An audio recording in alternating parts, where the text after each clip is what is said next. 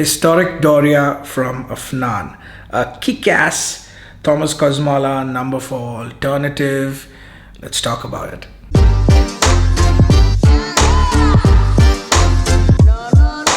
Hello people, my name is Nicolai and you are watching Smelly Cat. I'd like to apologize and tell you that you may feel like this video has a little low energy than my usual ones.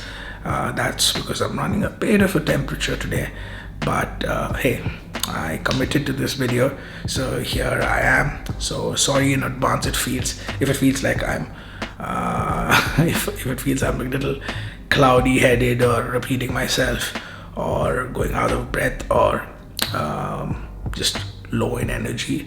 Just bear with me and we will power through this. All right, enough of the sob story. Let's talk about this one now.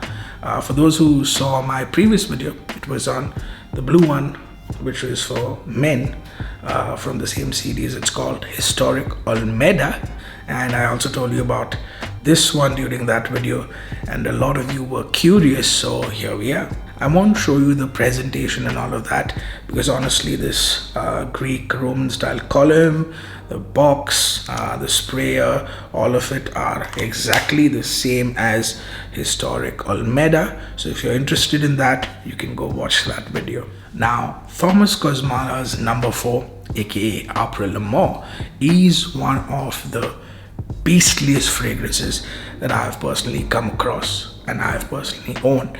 If you overspray that one, people in neighboring cities can smell it. Unfortunately, I couldn't find my bottle.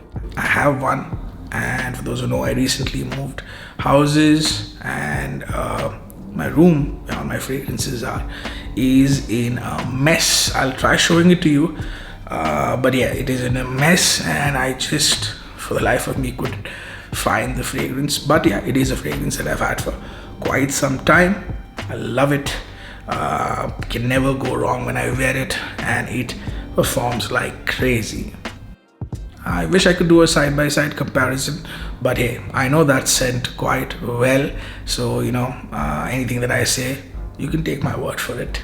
I can tell you this, that this one, Historic Olmeda, is pretty close to Apres L'Amour. This one mimics not just the scent, but the fact that you get compliments and the performance of Apres L'Amour as well. Yes, this one sticks to you like glue. We'll talk about the performance a little later on, but let me tell you first about the scent. Now, Apres L'Amour or No.4 is one of those scents that does remind a lot of people of Baccarat Rouge 540, including myself. One of the significant differences between Baccarat Rouge 540 and Apres L'Amour and Historic Doria as well is with that, at least to my nose, is with that lemony citrusy opening. Baccarat Rouge doesn't have it. It does have orange, but with this one it's lemony, it's fresh, it's that lemon zest like feeling, and there's a bit of bitterness in that citrus as well.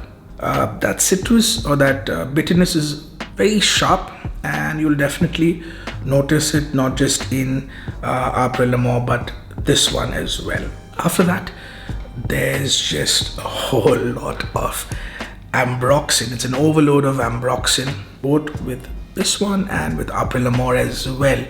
And that ambroxan will remind you of scents like Le Labo's Another 13 or Juice Box's Cheeky Smile. Let's have a look at the official notes for Historic Doria, and then I'll tell you more about what this one smells like. The top notes are orange blossom, lemon zest bitter. I don't know what that means, but yeah, it says lemon zest bitter, and raspberry. The middle notes are tuberose, mandarin, jasmine, and ambroxan, and the base notes are musk, woody, and jasmine sambac. This one opens to the same bitter citrus that you get in Thomas Kosmala's No.4, but with this one it feels almost Campari like. Have you tried Campari, the drink? It has some of that bitter sweet feeling in this one. I think that's because of the raspberry. This is accompanied by a warm and spicy musk, almost smoky the musky smokiness stays throughout the fragrance. Then comes the Ambroxan. This is an Ambroxan bomb, like I said in my previous video. Same like Thomas Kosmala's No.4 Apres L'Amour. This is an Ambroxan bomb. It is a powerhouse fragrance that will get you compliments whether you like it or not. So I'd say just go easy on the sprayer with this one, like I learned with Apres L'Amour as well, and you will appreciate this even more. Less is more with this one. But I have to add that I have oversprayed this one and undersprayed this one, and I've got compliments from my colleagues on both occasions. It's funny because when I oversprayed it, I thought that, and this was one of the first times I was wearing this, when I oversprayed this one, I thought that it would be a little too much to handle for people, but finally they actually quite enjoyed it. Now coming to the differences between this and Thomas Kosmala's No.4. Yes, there are some differences, and it's mainly in the floral aspects of the scent.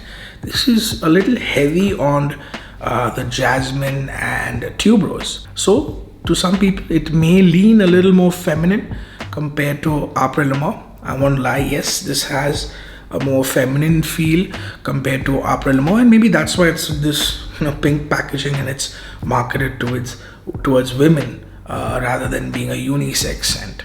The raspberry in this one is also something that makes it a little more syrupy than Apres L'Amour. So yeah, if you're not a fan of syrupy sweetness from like a berry note, or if you don't like white florals too much, then I would say that you can skip this one. I mean, try it. Maybe on your skin you don't get it too much, because at the end of the day there's that Ambroxan that overpowers everything, and in the air it's not that detectable, but at least on yourself, if it's something that you're not a fan of, then probably you can avoid it. And I think that's about the difference between the two. Just that raspberry, like I said, and that jasmine and that tuberose white florals are a little amped up in this one. The performance, outrageous, like I told you before. Almost as good as the Thomas Kosmala. I mean, Apres L'Amour does have the edge over this, but hey, this one is not too far behind. Longevity on my skin with this one is 12 to 14 hours. My wife and I wore this. My wife and I went out. She was wearing this, and we came back home, I think, at around 4 or 5 a.m. and it was too late or too early to have a shower. Crashed on the bed. I woke up a little before my wife at around 10:30, maybe 10:30, and the entire bed was smelling of this one. Like, it was going strong. This is like 14-15 hours after she had sprayed this, and she didn't drown herself in this one. A couple of sprays here and there, and even after 14 hours I could detect it, and she was leaving it on the bed and the pillow and all over. The sillage on this is wonderful. It follows you around like a needy puppy, and the projection is beastly. It has quite a throw. You will fill rooms if you overspray this, so keep the windows open. Coming to the price, it's the same as Historic Olmeda, officially available for 180 dirhams here in the UAE. Can be picked for a little lesser, around 150 dirhams through different retailers, and in the US I've seen it going for around $45 to $50. So if you are looking for Thomas Kosmala's No.4 or Apres L'Amour, and for some reason haven't bought it yet, this is available for 1/3 and maybe even 1/4 that price. If you don't mind that slight white florals amped up, a little bit of that raspberry, this does everything else almost exactly the same, and it's super value for money considering that you just need a couple of sprays with this. So yeah, could be a good buy. Look into this one if you haven't yet. See if it's available with a retailer next to you. Alright, thanks for sticking around. Again, apologies for the low energy in this video, and hey, we made it through to the end, so thank you so much, and until next time, keep smelling amazing.